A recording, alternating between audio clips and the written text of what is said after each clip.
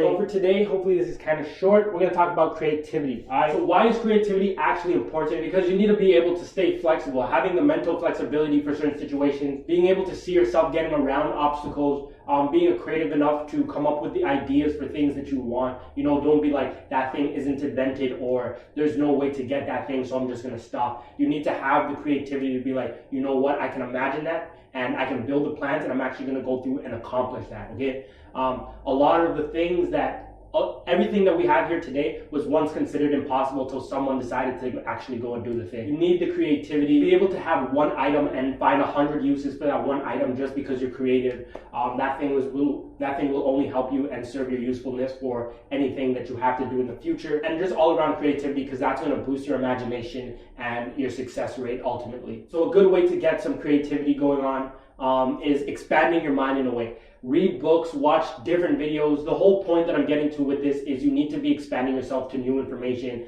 new experiences and things like that. Just because you need to stretch your brain in different ways, right?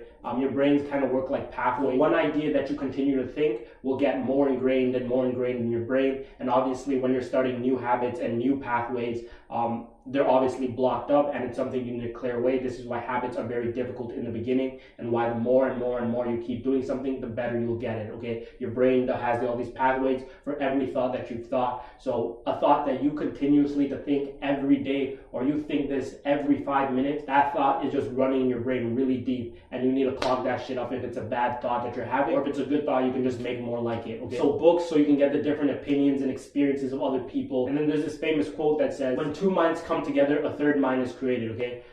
There's also the Bible that says two minds are better than one. So this idea just goes together like mixing two colors together to create another color. So being able to be around a certain person or be around a certain friend, they can stimulate you in such a way to give you new ideas, new thoughts, pursue a different course of action that you might not have been able to pursue just by yourself. You know, maybe another person gives you a certain motivation, maybe another person gives you an idea to go sort out, to go do. A lot of people's lives are changed forever just upon meeting one certain person, meeting two certain people, spending an hour with this person a day, spending only one day a month. So another way to go about building creativity is to do new things.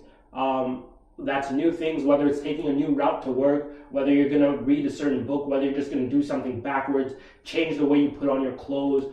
Maybe if you start from top to bottom, go from bottom to top, change around little things. Change brings about other change. If you want to be getting something that you don't have now, regardless of how unrelated they seem, start with some small change. You can get yourself in the habit of change. You can get yourself in the habit of small successes, you know, so you can build up the law of compensation to be able to get more and more and more success along your way. So literally just go about and change anything, and just change something, and it would help build about new ideas for changing new things. Even things you haven't been able to think of before, ideas will just flow into your head, and obviously other parts of things just says you need to go and actually do these things and find whether these thoughts can bring useful results. So that just goes to say, like, you need to be flexible in all situations. Never let a person catch you in one situation and be like, you can't do anything because you don't know any better, or because you're just outbeat. You need to stay flexible and be able to handle those situations, or those situations are going to come through and handle you. Now, to mention imagination, everybody has some sort of imagination. Whether you're dreaming, you're just dreaming the craziest shit. You know, whether people are just having wild ideas for things that they want in the future, or imagination also goes as far as remembering something that's not true. So maybe something went down a certain way, but your brain tries to stop the memory or change the memory. Just your imagination can span so fucking far and wide. This is literally no joke. So whether you think your creativity is really shit, you have no ability to imagine things that you want, just practice. Do new things, look at new things, go about doing things new way, hang out with new people, just switch it up so you can get more change going. So last, I just want to say that for like visioning the type of things that you want, you need to be imagining the shit that you want every fucking day, bro. If you want to be rich, you need to be imagining rich type of shit, like whether you're going to buy certain stuff, whether you're going to have certain stuff, whether you're going to be living a certain type of lifestyle.